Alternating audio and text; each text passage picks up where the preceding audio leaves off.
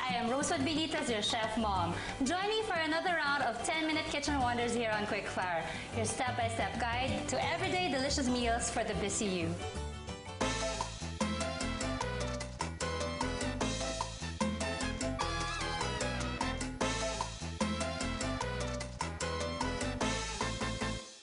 I like using shrimps in my recipes. Aside from flavorful and very tasty ito, mabilis at madali lang siyang gawin.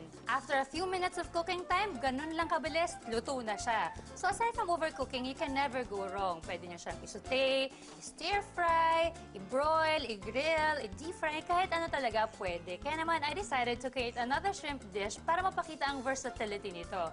And I call my dish, Shrimp Tomato with Basil and Rice. So, to everybody watching, set your timers and I'll start cooking.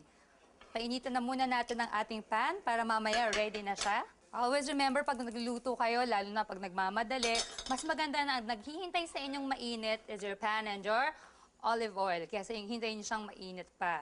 And put generous amounts. Andito ang ating shrimps or prawns. Pag bibili kayo ng prawns, it's better talaga na gamitin niyo na on the day itself. Pero kung hindi, lagay niyo siya sa freezer, dun sa pinakamalamig na portion, and it could store up to 2 to 3 days. Pero kung gagamitin niyo siya ng ganon, make sure na intact pa yung shell niya before you cook it. Just like now, ito peeled and deveined na to since kanina ko lang to binili. I will now season this with some salt and pepper. Yan, salt and pepper. Pag bibili kayo ng prawns, make sure na yung kanyang shell ay firm and glossy. Avoid nyo merong mga black spots or discoloration. Tsaka dapat wala siyang ammonia scent. Dapat amoy ano siya. Yung amoy seawater, ganun lang siya dapat ka-fresh. So, this is hot enough. Pwede na natin ilagay ating prawns. Ayan. Ito mabilis lang to. Like what I said kanina. Just a few minutes and it's done. So, ang pwede nyo lang pagkakamali when you're cooking your prawns would be to overcook it. There. Makikita nyo when it turns to golden yellow already or bright orange, pwede na siya. While that is cooking, let me just get some garlic cloves here. Meron ako ditong garlic chopper. Very convenient na gadget to. Let me chop 2 garlic cloves. So this one, mga 2 minutes per side, luto na siya. Let's check it. Dapat makita nyo na bright orange ang color niya. Pag na-overcook nyo siya, ang tendency magiging rubbery. While that is cooking, let me heat up our oil here. Lagyan natin ating garlic. Very fast and very easy lang itong dish na to. At sobrang sarap pa. Now we have here our canned tomatoes. Nabibili nyo na to sa inyong mga groceries. Okay, let's add it here. Mga chunks ng ating tomatoes. Just pour it slowly para hindi siya tumalsik. Let's check our prawns. Okay, this is done. We can now turn off the heat and just set it aside first. Now let's go to our sauce, our tomatoes. Meron na dito yung juice mismo from the can of the tomato. Nilagay ko dyan. Let's add a little bit of water, around 1/2 cup of water, para hindi ganon ka-intense ang flavor ng tomato. There you go. And now we can break our tomato chunks into pieces. Let's add our Ajinomoto Umami Super Seasoning. And the glutamate in your tomatoes increases as your tomato matures. Kaya naman when we taste ripe tomatoes, we enjoy it very much. Talagang nalalasahan natin yung pagkasarap nito because of the umami taste.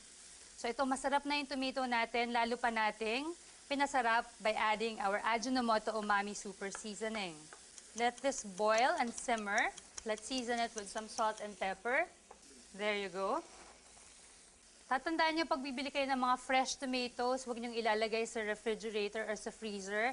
Lagay niyo lang sa inyong pantry o kaya dun sa inyong kitchen.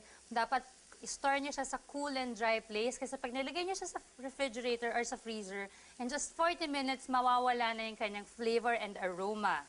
I'm gonna be eating this with brown rice. Aside from healthy to, maganda rin kasi yung kulay niya to complement our prawns, our shrimp, with our sauce. Ito, nabibili nyo na to sa supermarkets and sa groceries.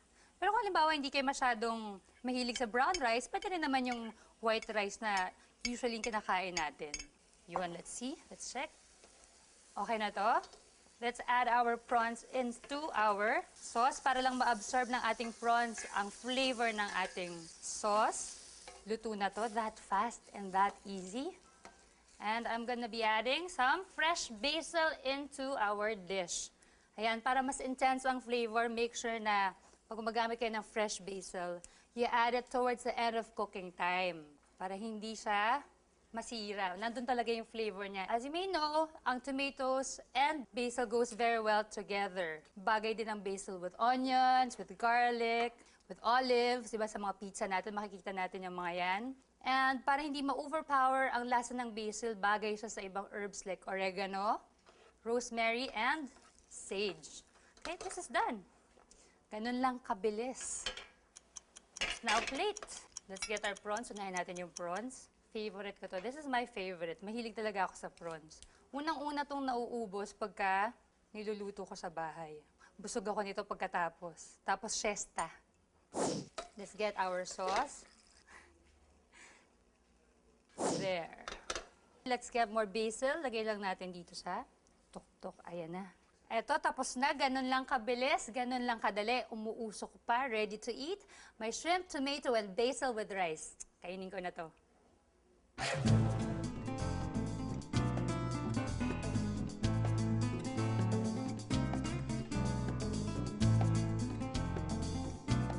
Ito na ang aking dish. Napakasimple, napakadaling gawin. Less than 10 minutes, kaya mo na siyang gawin. Makikita nyo naman dyan yung prawns natin. It just took mga 4 minutes to cook it. Kung halimbawa, wala kayong prawns, nakita nyo naman yung aking mga ingredients sa aking sauce. Meron akong garlic, I use tomato, and basil. Yung tatlong basic ingredients na yan, pwede nyo nang haluan ng iba pang klaseng protein. Pwede nyo palitan ng shrimp nyo with fish. O kaya lagyan nyo naman siya ng chicken. Or you could add pork or beef. Talagang very versatile at napakadaling gawin. Lahat ng mga ingredients na to, nandyan na sa inyong mga refrigerator at pantries. Kung halimbawa, wala kayong canned tomatoes, by all means, just use fresh tomatoes. Just sure na tanggalin niyo yung kanyang seeds para hindi siya mabilis masira. And if you don't have fresh basil, you could also use dried basil. When you substitute it, halimbawa if your recipe calls for 1 tablespoon of fresh basil, gamitan niyo siya ng 1 teaspoon of dried basil. That easy, that fast, so gawin niyo to sa inyong bahay. I'd like to thank Bika Cookware, Princess Appliances, Oxo Good Grips, Tyqueware, Savers Appliance Depot, Blim's Fine Furniture, Dr. Zmani and Pai Kalayan. Create delicious shrimp dishes made even more tastier with Ajinomoto Umami Super Seasoning. See you again next time only here on Quickfire.